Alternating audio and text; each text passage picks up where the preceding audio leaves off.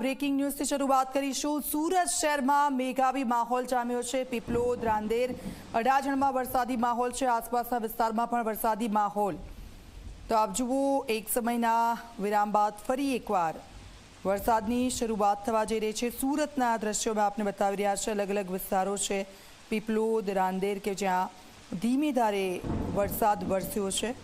હવામાન વિભાગ તરફથી પણ આગાહી કરવામાં આવી છે અને તે પ્રમાણે વાતાવરણ પણ બનતું જોવા મળી રહ્યું છે। સુરતમાં અલગ અલગ જગ્યાઓ પર ધીમે ધારે વરસાદ।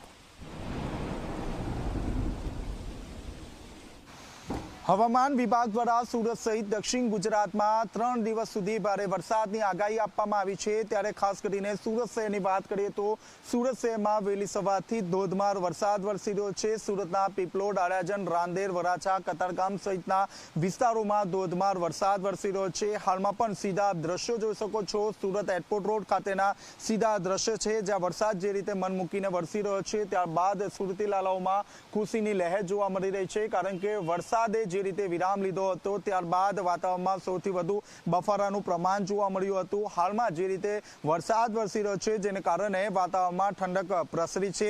હાલમાં પણ આકાશમાં કાળા દિબાગ જોવા મળી રહ્યા છે, એટલે કે દિવસભર ભારે વરસાદ રહેશે તેવી પૂરેપૂરી શક્યતા અહીં વ્યક્ત કરવામાં આવી રહી છે। આ સાથોસાથ ખેડૂતોમાં પણ ખુશીની લહેર જોવા મળી રહી છે।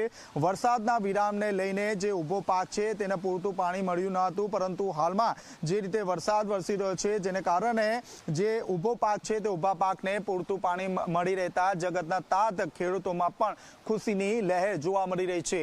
કેમેરામેન વિજય બેસાણી સાથે ચેતન પટેલ, ઝી મીડિયા, સુરત।